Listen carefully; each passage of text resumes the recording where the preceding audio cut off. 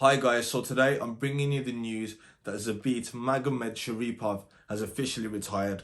And for the rest of the video, I'm going to be calling him Zabit because Zabit Magomedsharipov is way too much for me to handle. But I am actually quite sad, no, I would say sad, but disappointed and kind of gutted because I wanted to see Zabit go up against Holloway, Volkanovski, Ortega. He was, kind of in the talks to fight Gio Rodriguez anyway. Cater's ranked 4. His last win was against Cater, quite a dominant win. Before that, beat Jeremy Stevens. Before that, he beat Davis with some crazy submission, as in he's gonna rip the guy's hamstring. I think it was called a Suliov stretch, or DC called it a banana split. This guy could do everything. He could grapple, submit. His striking was unbelievable. He comes from Dagestan. Obviously, we know the guys from Dagestan are very, very good at wrestling. Your Khabibs, your Islams, but this guy also had the striking as well. He fought like something out of a kung fu movie. Dan Hardy said it in the commentary once. It's like watching something out of Bruce Lee's Crouching Tiger, Hidden Tiger. Well, I don't know what it's called. You know what I mean?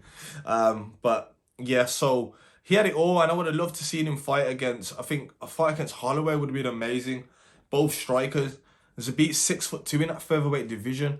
He was so skinny in there, but that length of him, and he made full advantage of it with his spinning kicks, hook kicks, spinning back fists. He could even work behind the jab, so he could do all the flashy stuff, the show tie kicks off the fence, the flying knees, but he could also work behind his jab. And to be honest, I think his weakness was his cardio, but we'll go on to that in a second. But I feel like, let's say he had good cardio, I feel like he probably would have beat Max over 5 rounds. Volkanovski, if you fought him, I feel like maybe Volkanovski might have been able to hold him down or something like that, man. Volkanovski finds a way to win, but knowing how, like, Max Holloway's style, which is long, rangy boxer, Zabit was even more rangy, and he was bringing in the kicks and stuff like that as well, low kicks and everything. So it's a shame. Even I'd love to see him against Ortega. Seeing Ortega, let's see, could Ortega put his jiu-jitsu game on him, or would it have just been another Cater situation?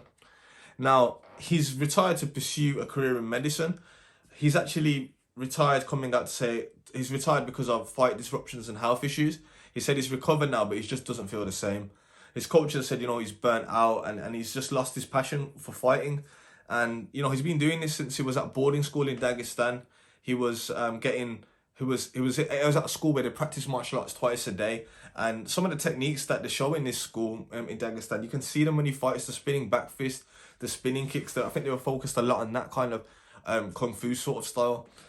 So fair play to him at 31. He's probably wants to pursue something else.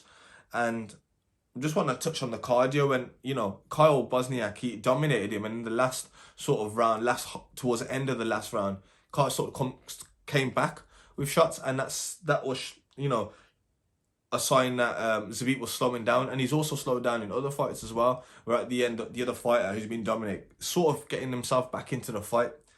Now that's because of I always thought it's a weight cut issue, because he obviously 6'2", he must cut a lot of weight, even though naturally he's probably very slim. But being at that height, to get down to the 145 limit is going to be hard, and he does cut a lot of weight, but so does Holloway, and so will do a lot of the fighters in every other division, but they don't get tired at the end of round 3. But if you look into it, his managers have come out and said he's got health conditions, problem with his immune system. The Weasel has actually done a video on him saying that he's got diaphragm spasms, which affects his cardio. I'm not sure where the Weasel got that from, but he sort of mentioned it in a few videos. But this is why he had the surgery. So we haven't seen him after the surgery, and maybe it didn't work. Maybe, he thinks he's going to go out there and doesn't feel the same in terms of cardio and stuff like that. Or maybe he's just talking about not feeling to train. And maybe all these health issues that he's gone through sort of led him on to going through medicine to help people. And fair play to him if that's what he wants to do. I feel like with this guy, with the discipline and how he's being brought up, if anything he puts his mind to, he's gonna do it. And he hasn't fought in a long time, so the disruption to fights, I think in that part of the statement he's talking about struggling to get a fight. And you can imagine being a featherweight in that division, want to climb up. You don't want to face him. Like, it's such a hard, tall, lanky. You can do it all. Like, if you want to get to that title shot, you probably want to avoid him. But it's a shame that we won't see, some fights. And maybe if his surgery worked and he got the passion back for it, maybe he would have been champion. got his cardio sorted, because that was the only thing missing. And was that because of his diaphragm or whatever it is? We don't know the situation, and I don't think we ever will. But shout him out. Shout out to Zabit, man. His fight against Kate is absolutely brilliant. His fight against Kyle, absolutely brilliant. The submission that I talked about, showing his wrestling against Stevens, he had it all. And his exciting style with the kicks and the back fists, and I'm just keep saying the same thing right now. But all the best to Zabit. Like, subscribe, comment if you enjoyed that little vid.